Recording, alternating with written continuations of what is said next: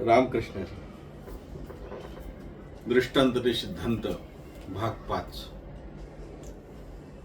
आपल्याला कल्पना आहे दृष्टांत ते सिद्धांत ही आपली चालू असलेली मालिका आणि त्या अनुषंगाने क्रमाने आलेली आजची ही 5वी सेवा. आज 5व्या भागामध्ये आपण विचार करत असताना एक दृष्टांत आपल्यासमोर ठेवणार आहोत आणि त्यातून आपला नेमका सिद्धांत काय याचा विचार आपल्याला करायचा आहे. तुमच्या जीवनामध्ये आपण नेहमी बघतो आपलं जीवन नेहमी काहीतरी वेगळा शंका, काहीतरी वेगळा संशय याने भरलेलं असतं. माणसाने काळजी घ्यावी हे खरं आहे,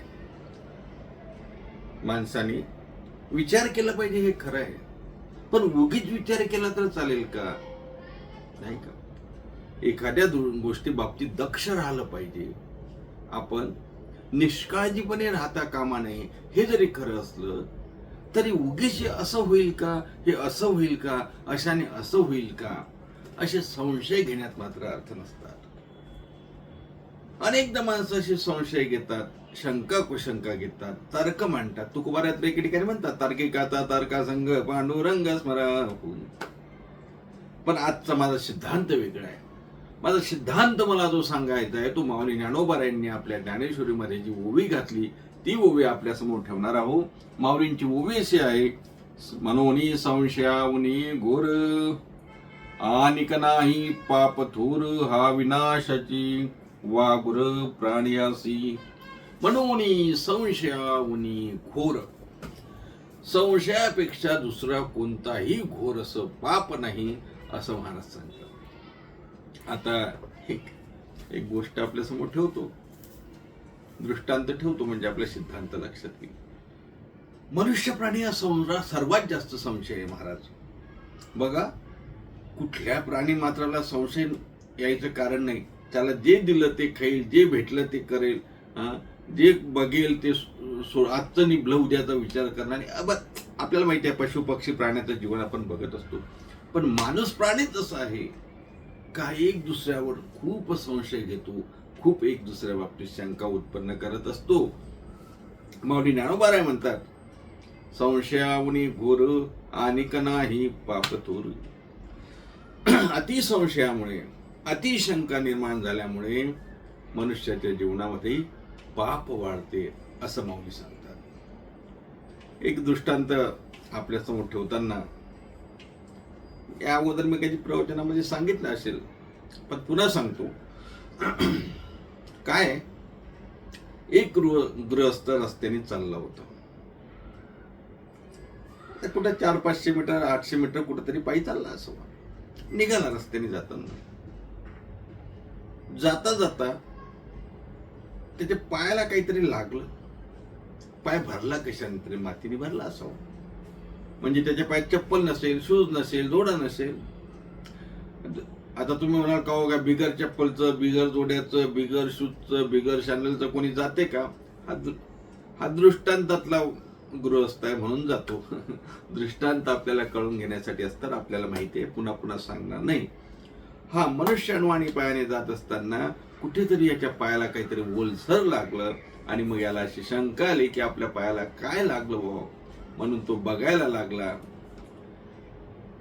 लागला आणि आता जावं, समोर जावं, माती लागली असेल म्हणून असा पायाचा घासला आणि सोडून दिला आणि समोर गेला.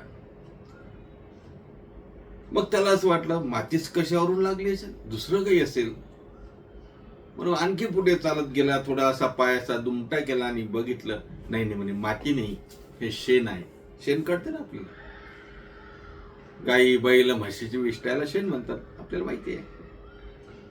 नाही, माती नाही, हे शेण असावं. आणखी पुढे गेला म्हणजे माझ्या पायाला शेण लागलेलं असावं.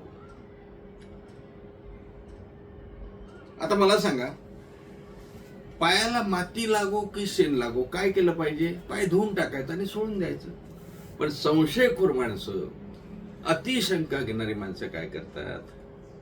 माती लागली की शेण लागलं, बरं ठीक आहे, शेण लागलं, पाय धुवून घ्या आणि समोर जा. नाही, आणखी पुढे गेला 100-150 मीटर आणि 100-150 मीटर गेल्यानंतर पुन्हा म्हणतो, पुन्हा पायाचा दुमटा करून बघतो, पायाला काय लागलं. मला वाटलं माती लागली होती, नाही नाही शेण असेल. आता बघतो हा शेणही नाही, हे शेण पण नाही, ही मानवाची विष्ठा आहे. कोणीतरी इथे संडास करून गेलं आणि कोणीतरी मुलगा इथे संडास केलं असावं, कोणीतरी इथे शौचाला गेलं असावं, म्हणजे माणसाची विष्ठा माझ्या पायाला लागली असं त्याला वाटायला लागलं. आता संपला की नाही विषय. असं जर वाटायला लागलं तर जायचं समोर नळावर, पाय धुवून टाकायचा आणि समोर. आणखी याच्या मनात शंका, कशावरून माणसाची विष्ठा असेल. आणि पाय असा खाली बसला, ओट्यावरती दुकानाच्या एकातून खाली बसला, पाय हातात घेतला आणि पाय जवळ घेऊन असं डोळ्याने बघतो. हा म्हणते हे माणसाची विष्ठाच असावी. पुन्हा म्हणतो नसेल तर अरे असो की नसो, जा आणि पाय धु आणि मोकळा हो. पण नाही, म्हणतो आता मी एक काम करतो, खरंच विष्ठा आहे का माणसाची म्हणून बघतो. पाय आपल्या नाकाजवळ नेतो, पायाचा वास घेतो आणि मग म्हणतो नाही नाही नाही नाही, कुणीतरी संडास करून गेला आणि त्याच्यावरती माझा पाय पडला आणि मानवी विष्ठा आहे ती माझ्या पायाला लागली. आणि मग आता संपला की नाही विषय. पण तरी कधी कधी काय आहे, प्राण्यांच्या विष्ठेचा, शेणाचा आणि मानवाच्या विष्ठेचा पण वास सारखाच येतो. कशावरून मानवी विष्ठा असेल. पुन्हा पाय जवळ घेतो. आता काय पाय तोंडात घालून काय चव घेऊन बघतो की काय. किती शंका घेशील, किती संशय घेशील. हे बघा, हे दृष्टांत कथा रंजक करण्यासाठी, मनोरंजक करण्यासाठी किंवा आपल्याला हसण्यासाठी नाही, तर यातून आपण बोध घ्यायचा आहे की ते नरक, ते विष्ठा, ते आपल्या तोंडात नेईपर्यंत आपली शंका जाते, आपला संशय दुरावत असतो. म्हणून संशय घेत असताना, शंका निर्माण करत असताना वाजवी संशय, वाजवी शंका जरूर घ्यावी. परंतु उगीच काही कारण नसताना अशा शंका घेऊन, असे संशय घेऊन माणूस पापाला आमंत्रण देतो. हो, हे पापच आहे ना, पाय भरला धुवून टाक, विषय संपव. त्यापेक्षा हे माती आहे का, हे शेण आहे का, हे मानवी विष्ठा आहे का, शंका करत बसायच्या आणि त्याच्यामुळं नरकाचा वास घेण्यापर्यंत, तोंडात घालेपर्यंत तुझी स्थिती जाते. कशामुळं? संशयामुळं. माऊली ज्ञानोबा तेच आपल्याला सांगतात, बाबा रे, संशयासारखं दुसरं कुठलंही त्या ठिकाणी पाप नाही. म्हणून या पापाचे धनी व्हायचे नसेल तर संशय न घेता निर्मळ मनानं, सत्सद्विवेक बुद्धीनं विचार करून दोनदा विचार करायचा. एखादी शंका कोणाच्या बाबतीत, बरेचदा आपण बघतो ना, कुणाच्या बाबतीत काही संशय, रस्त्याला दोघं जर मुलगा मुलगी चालले असले तर आपल्या तोंडातून सहजच दिसते ना, हा काहीतरी लफडं दिसते, हो प्रेयशी असेल, लवर असेल याची. पण कधी कधी ते बहीण भाऊ सुद्धा असतात, याचा आपण विचार करत नाही. म्हणूनच संशय आणि शंका निर्माण करत असताना अगोदर आपण विचार केला पाहिजे. माऊली ज्ञानोबरांची बोबी आपल्या पक्के लक्षात ठेवा. संशयावन म्हणून संशयावणी घोर आणिक नाही पाप थोर, अविनाशाचे वावर प्राण्याशी. म्हणून संशयापेक्षा दुसरं काही घोर असं पाप होऊ शकत नाही. म्हणून पांडुरंग परमात्म्याला, माऊली ज्ञानोबरांना प्रार्थना करू, देवा आमच्या मनात कमीत कमी संशय येऊ दे, आमच्या मनात कमीत कमी शंका निर्माण होऊ दे. वाजवी संशय आणि वाजवी शंका असल्या तर काही कारण नाही, पण अवास्तव कुणाच्याही बाबतीत काही विचार करून संशय आणि शंका आपल्या मनात निर्माण होणार नाही, अशी पांडुरंग परमात्म्याला प्रार्थना करू आणि थांबू.